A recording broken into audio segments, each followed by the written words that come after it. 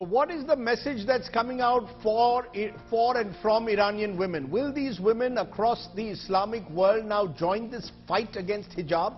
Has the time come to ensure that hijab is not mandatory? It should be freedom of choice. My first guest who is joining me is Bangladeshi author in exile, Taslima Nasreen, who's often spoken out on this issue. Appreciate your joining us, Taslima. Iranian women burning hijab, scenes that we've not seen in that country for years, many cutting their hair. Is there a message you think they're sending out to the wider Islamic world? Yes, of course. And I'm so happy. It's so amazing. It's a beautiful scene that they are burning their hijab, headscarf, and they're cutting their hair in protest of compulsory hijab. So it was very important for the world, for all Muslim women, because we all know that hijab is a symbol of oppression, suppression, denigration, and humiliation of women. So women are protesting against the compulsory hijab in Iran. So I think that that women who are forced to wear hijab in other parts of the world should also burn their hijab and protest against the hijab system, which is actually very bad for women. But while many say, Taslima, as you say, that the hijab is a symbol of oppression, there will be others who've argued that it is an essential religious practice. Should it be left, therefore, to women at the end of the day, whether they want to wear the hijab or not? That should be the central principle. Whether in Bangladesh, Iran, India, anywhere, women decide, not anyone external outside the women community, outside individual women. Yeah, people who want to wear hijab, they should have the right to wear hijab. But people who do not want to wear hijab, they must have the right to, not to wear hijab. But in Iran, every woman has to wear hijab, which is very bad. That actually, even though we say that hijab is a choice, but it is not actually a choice. Most women wear hijab because they are forced to wear hijab. Not only some are forced to wear hijab by their parents or their family members, and some women wear hijab because they were brainwashed since their childhood that they have to wear hijab. No, you're saying brainwashed, and then the question comes, as in India, where there are women who are saying it is their decision, that they have a constitutional right if they choose to wear the hijab. So how do you decide if a hijab is being worn by a woman by force or choice? Are you saying there is no choice that they have? It cannot be a choice. Normally the men ask women to wear hijab. Men, they don't wear hijab. It is women, they have to wear hijab. Most women, they're forced by their parents because, and some women are, they're afraid if they do not wear hijab, they will be beaten up. They will be, they will be harassed by men. So they wear hijab in fear. And also some women wear what I said before, that they are brainwashed. But, in school, in secular school, I don't think that anybody should wear but we are seeing religious outfit. But we are seeing, Taslima, interestingly, some element of reform even in Saudi Arabia. Now we are seeing these protests in Iran. Do you believe that what Iranian women are doing today, the rest of the Islamic world will do tomorrow? Or do you believe that the clerics will eventually fight back, the fundamentalists will fight back against those who challenge them in any way? They will do. They will, force women to wear burqas or hijab in other Islamic countries, because, hijab is not anymore religious outfit or religious clothing. It is a political hijab. So political Islam, wants women to wear political hijab. But many women, thousands of women, actually millions of women in the Islamic world do not like to wear hijab. They will protest against hijab because these Iranian women, many women are encouraged by Iranian women's protest, and it is so beautiful that they burn their hijab. So they are courageous. I salute those courageous Iranian women. Interesting thoughts there, Taslima, Nasreen. You suggest that the hijab is in a way a direct relation to the rise of political Islam, and you're saluting the women, as we all are, for fighting back. I appreciate you joining us there on the news today, Taslima, Nasreen. Now, remember, the protests against the hijab, a compulsory mandatory wearing of hijab in Iran, are taking place at a time when students from Karnataka are fighting their battle in the Supreme Court, saying they have a constitutional right in this country to wear hijab. The hearings have been continuing for over a week now. Anisha Mathur, our Supreme Court correspondent, gives us the gist of the arguments that are being made in the court. Listen in. Freedom of religion, right to choose, and right to privacy and dignity of a woman.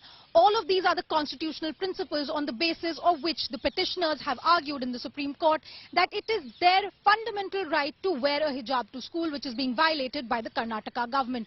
Added to that is the question of whether a hijab is an essential practice protected under Article 25, or is it a cultural practice under Article 29. All of these arguments have played out before the Apex Court in the last 7 days, and today Senior Advocate Dushyant Dave also added the factor that the syncretic culture of the last 5,000 years has allowed peaceful coexistence in India despite the turmoil across the world. The matter is now set to continue on Tuesday. In New Delhi, this is Anisha Mathur for India Today. Okay, so that's really where the arguments are taking place in court. Do women have a constitutional right in this country to wear a hijab, even in educational institutions? Should hijab be at all mandatory in any other part of the world is, of course, what is being argued in Iran and beyond. Joining me now is Saida Falak. She is with the AIMIM, the Hyderabad-based party. Zakia Soman is women's rights activist who was one of the few voices who initially emerged against the triple talaq system that eventually was abolished. Also, hopefully joining me will be an activist from Iran, Mahsa Amini will join me, hopefully. We'll try and connect with her. But let's get a sense from you, Saida. You're seeing these images that the world has been seeing over the weekend coming in from Iran, women burning their hijabs, cutting their hair. Taslima, Nasreen says a message is being sent to the entire Islamic world that women have the freedom of choice. Your view?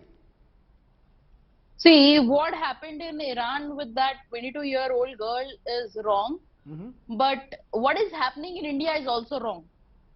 In Iran, they have their own rules, their own laws, and I think our country should, and our laws, our country should not be compared with them.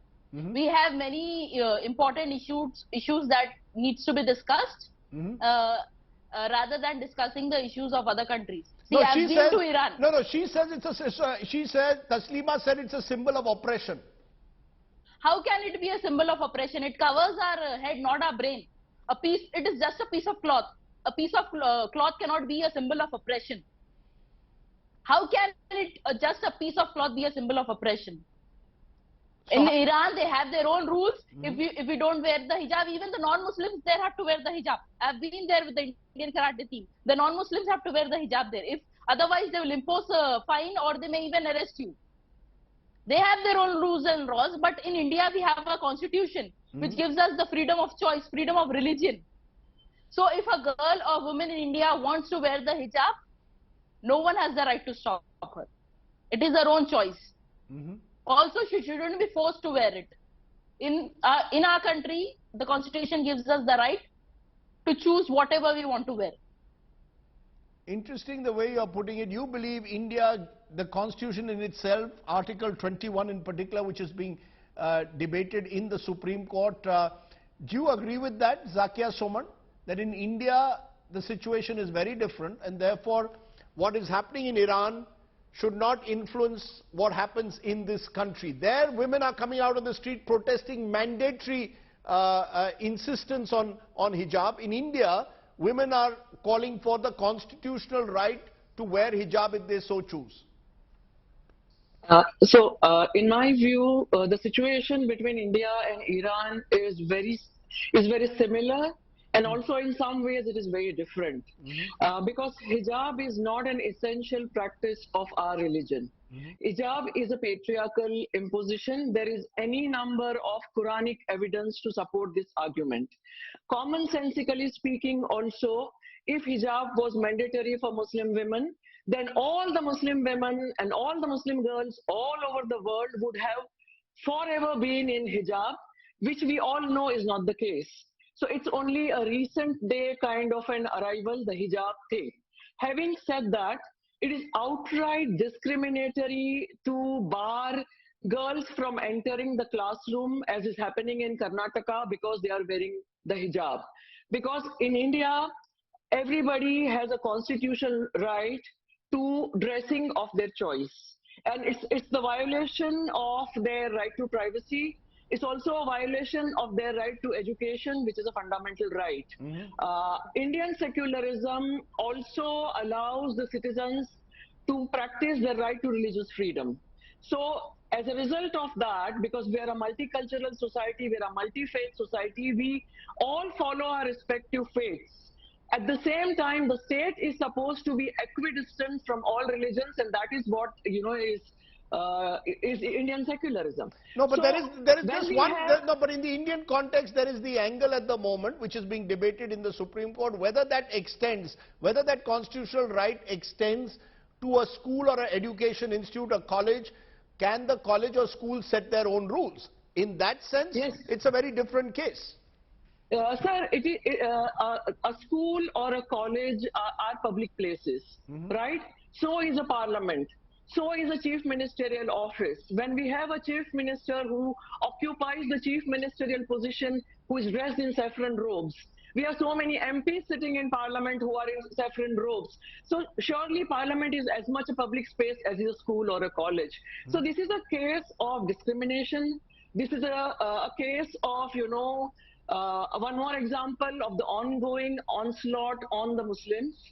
This is an example of the politics of religious polarization and religious divide. Even as I am certain that hijab is a patriarchal imposition and it's not at all mandatory in Islam. So what the Iranian women are doing is very bold, is very courageous. In the Indian context, some of the girls who are fighting against this imposition of a dress code, you know, either be it imposition of hijab or be it discrimination because you are a hijabi girl. In either case, the girls are, you know, very bold here also, and they are fighting that. So the girls are caught up between, on the one side, the parents will not allow them to go to school without hijab. On the other hand, the school is denying them entry into the classroom. They have been left out of the examination because of the hijab. So the choice here, you know, as was discussed, choice is a very, very complex matter.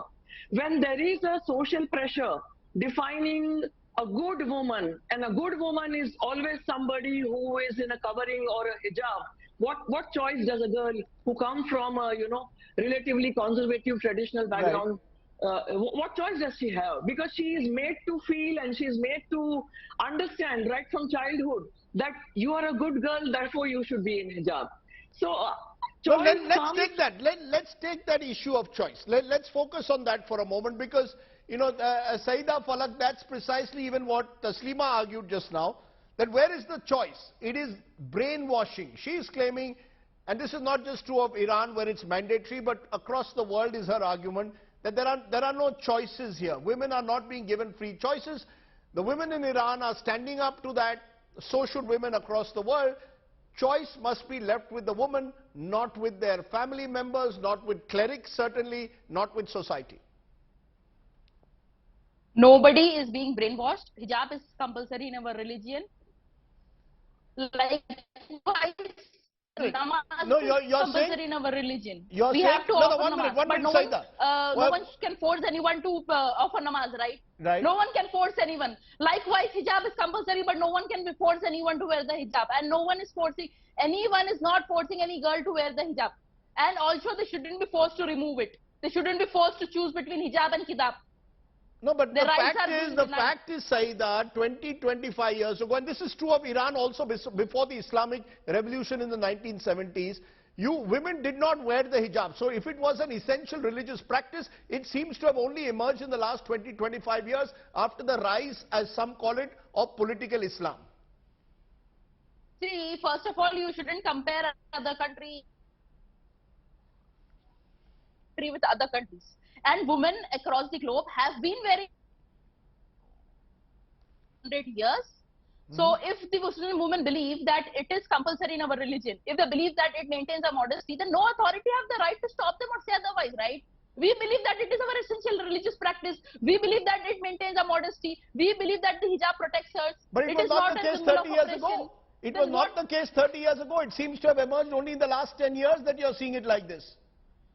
See, let whatever the women in hijab used to wear it 30 years ago, 25 years ago, or what they are doing now, that is not the issue. In Muslim countries, from 1400 years, Muslim women are wearing hijab. From 1400 years, Muslim women have been wearing hijab. Some have not been wearing, some have been wearing, but most of the women have been wearing from the time our Prophet came and, Islam came into existence.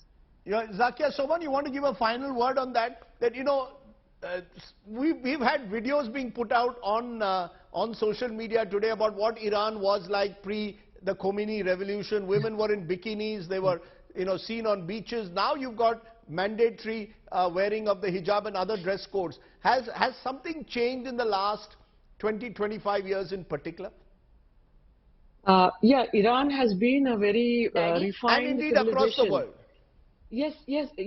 Iran has been a very shining example of very refined civilization. And till a few decades ago, there were women at the forefront. They were scientists, they were engineers, they were doctors, they were academics. Everything changed with the Islamic Revolution of 1979. So even as there are geopolitical factors to the Islamic Revolution and then later day, the arrival of Al-Qaeda and ISIS and all, there are geopolitical factors and there are, events worldwide which have shaped that. But it has always turned on inwards and onto the women. And it has become a very restrictive and very kind of a binding paradigm for women. And women in hijab, women in veil, women in burqa have been made to be some kind of, like flag bearers of this kind of political Islam. So that is the problem. And in India, the women are caught up between conservatism and imposition of all these restrictive patriarchal norms on the one hand, and the politics of religious polarization on the other, as we have seen in Karnataka. So the ultimate losers are the women and the girls who are denied education, who are denied right to work, who are denied opportunities to go out freely, who are denied their mobility in the name of religion on the one hand, and because of the onslaught, political onslaught on the other hand. So this is patriarchy and misogyny at work. And this is politics at work. Right. And let me therefore ask you, Saida, one final time. If there was a woman in Hyderabad who was going around without a hijab, how would you see her today? Saida, if there was a woman who was traveling across Hyderabad, Indian Muslim women who don't wear hijab, I don't see anything wrong. You have no problem with them? Yeah, there are many women in Hyderabad. You have no problem, right? Okay, we have our constitution, no? Our rules are different, our law is different. Of course, we have the choice to wear it or not to wear it. So no one should have a problem if a girl wears it or if a girl doesn't wear it. Nobody should have a problem with that. You would have no problem, right? You would never force her to wear a hijab. Am I correct? Of course. What? You would force her? If a woman does not want to wear it in Hyderabad, if a woman in Hyderabad does not want to wear it, or anywhere in India, you would never force her, right? AIMIM would not force her? Is that what you're telling me? Of course, we don't force anyone to wear it. Okay. Because we have a constitution which gives us the choice. Okay, let's leave it for that. You claim that there will be no ever mandatory, there will be no Islamic group in India who will mandatorily enforce hijab. As has been suggested by Zakia Soman, politics in a way has been tangled and women are caught in between patriarchy and misogyny, and that really is the tragedy. But the Iranian women, salute to you, because you've sent a message in a way to the world. Enough is enough.